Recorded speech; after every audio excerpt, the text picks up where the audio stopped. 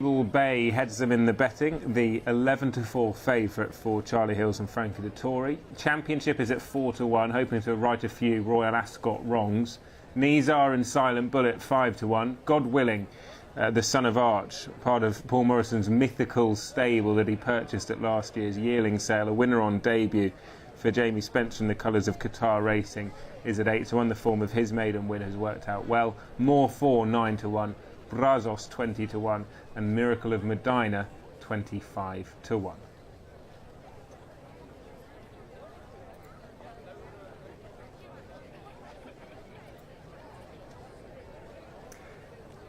Now he may be Channel 4's lead anchor, he may be 48-time broadcaster of the year, but Nick Luck has got his feet firmly on the ground, still getting the tea for the troops. Good to see that. It hasn't gone to his head. I always get asked that, does it ever get to Nick Luck's head? But this is evidence that it doesn't. Clive Britton there as well. Perhaps one of those teas for Clive. No, I think we'll find out who it is for now. Ed Dunlop. No, not for you, Ed. If you go to Newmarket tomorrow, Nick Luck will have a tea stand where you can buy tea, because I think he just wants to get rid of the two teas. I think his hands are getting hot at this point. And he's thinking, can people stop talking to me? Because I want to give this to whoever it's for. How am I going to hold the microphone tomorrow? The teas, I can confirm, were for Stuart and Graham, who are now well refreshed and are going to take you through the Somerville Tattersall Stakes. It was good tea, high quality tea, as one would expect. Lucky they're proving three things. One, that he's got asbestos hands. Two, that there's no I in team. But as Lucky always reminds me late on, there is an M and an E. Runners on their way down for the Group 3 Somerville Tattersall Stakes. 7 furlongs at a prize fund of £40,000, and it's a race in which Richard Hannon and Richard Hughes have done particularly well in recent years. 3 wins for the Richard Hannon team, 4 for the reigning champion jockey, and they team up with Championship, who's 4-1 second favourite at present. And in many ways it's an eagerly awaited return to the track for Championship, Graham, because we haven't seen him since he reportedly got jarred up at the Royal Meeting, having created such a good impression on debut, and there he is on the way down. Looked in tremendous nick, I thought. I thought he did. I like him. I have no clue how good he is, but he's a sort of quite strong, well-made horse, isn't he? Really, he looks a speed athlete in appearance, and it's in the record books now that he looked a right good prospect first time out, only to bomb in the Coventry Stakes. Here is that Newbury success, and people will be well aware that right of picture is subsequent Cheshire winner Berkshire. Gelotta is in there, who's acquitted himself well in lots of good races. And in the red colours, the old familiar Julie Wood colours, he threads his way through and quickens up nicely. It's a bunch finish in the end, and he doesn't win by far, but he does show a really likeable turn of finishing speed to settle things. The thing, of course, being that was the 17th of May. A month later he went to Royal Ascot, and we haven't seen him since. So to an extent we're taking quite a lot on trust today. He was obviously very well regarded at that point, though. Hannon's had lots of winners prior to Royal Ascot. He was the main Coventry hope, or so it seemed on market forces, and he performed well below expectations in 14th of 15. So it's a retrieval mission of sorts, but you touched on the fact that Hannon knows exactly what's needed to win this race. I think he's won 3 of the last 4. So I'm intrigued to see what this fella can do. As we summed it up at the top of the show, we've got the proven placed pattern form of Cable Bay against the pattern race potential of not just Championship, but Nazar, Silent Bullet, and perhaps God Willing as well.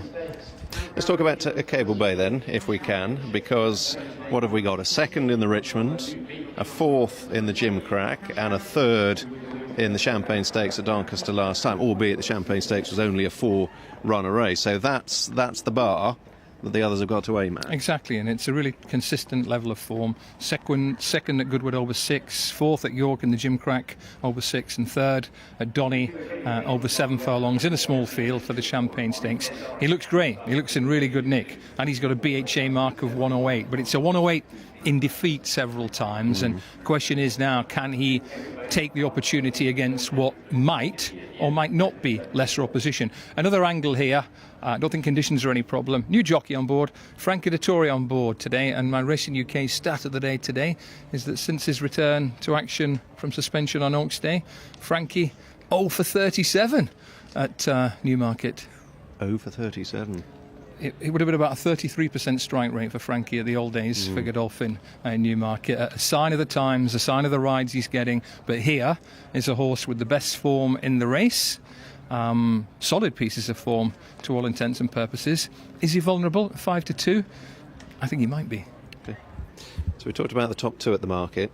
Nazar met trouble in running, came from a long way back to finish third in that valuable York Sales race behind stablemate Hake Bidiak, and then he made the most of a good opportunity at Chester last time, and I rather got the impression that he won there perhaps despite the track. Yeah, I think this is a race with a fair each-way shape, and Nazar each way might not be a bad value call here. Granted, he has something to find on bare form with the likes of Cable Bay, but he's definitely in the upgrade. Pipped off 76 at Newbury in a handicap. That's not necessarily the profile of a pattern race winner, but much better when staying on powerfully over 6 and a bit in that York Sales race. And at Chester, I thought he did really well.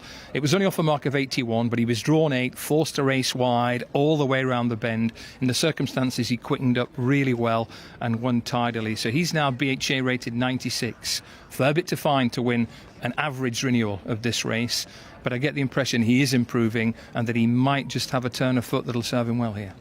Godolphin's Silent Bullet is 2 from 2. He was impressive on his debut over 7 furlongs on quick ground at Haydock. He went back to Haydock in that small field race, and he got home by only half a length there.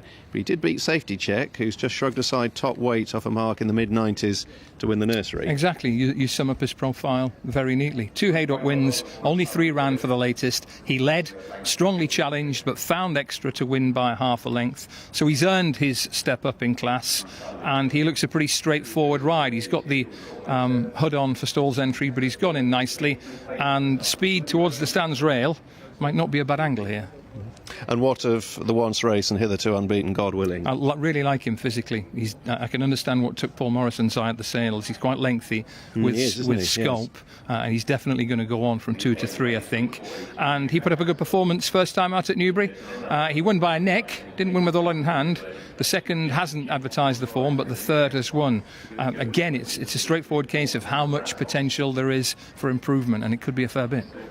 Loading up quite swiftly here. Good looker, isn't he? Yes, he is, yeah. You're absolutely right. I agree with you about him being lengthy. 11-4 Cable Bay, 4-1 Championship, 5-1 Nazar, 6 is more for who we haven't talked about. He was down the field at Royal Ascot, gelded after that, given a break, came back to form in the Doncaster Sales race with a good effort in defeat. 6-1 Silent Bullet, 8-1 God Willing. Last one goes in. Here's Richard. So field loaded for the Somerville Tattersall Stakes, Group 3 contest, 7 furlongs, 8 runners. They leave the stalls. They're off and racing. And from the stalls, a pretty even break. Blue colours of Silent Bullet, anxious again, Sylvester de Souza, as earlier on in the afternoon, to bag the rail. By contrast, Cable Bay is being kept away from the others out in the centre of the racecourse early on. Between that pair, Miracle of Medina is also front rank as the 3 now merge together. They're being tracked by Nazar in the green, the red and green of Championship, more 4 in blue and white.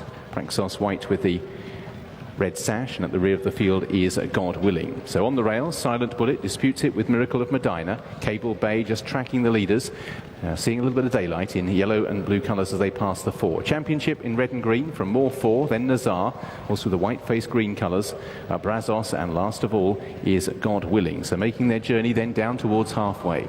And out in front, still narrowly by a neck, Silent Bullet with Miracle of Medina travelling strongly on the outside.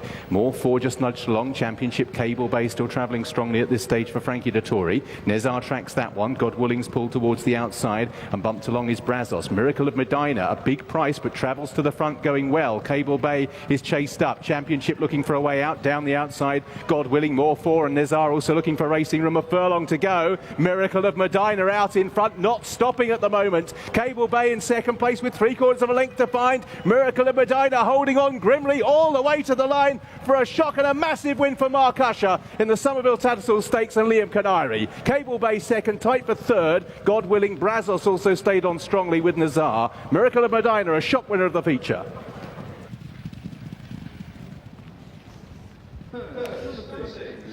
25 to 1 chance Miracle of Medinah wins the Group 3 Somerville Tattersall Stakes under Liam Canary for Mark Usher.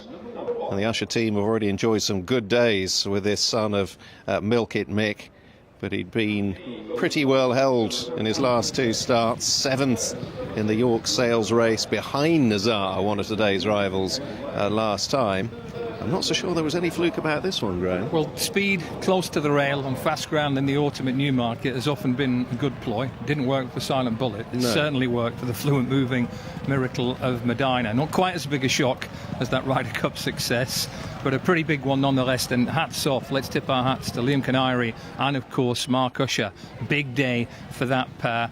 And I don't think they went that hard. The splits went 14.8 and then pretty even fractions, 11.7, 11.9, 12.1, 11.9, and then the acceleration out of the dip, 11.2, and a 12.3 final furlong. That burst of speed that Miracle of Medinah showed in the penultimate furlong got him the break, and hard though he tried, Frankie Dettori and Cable Bay could never quite peg him back.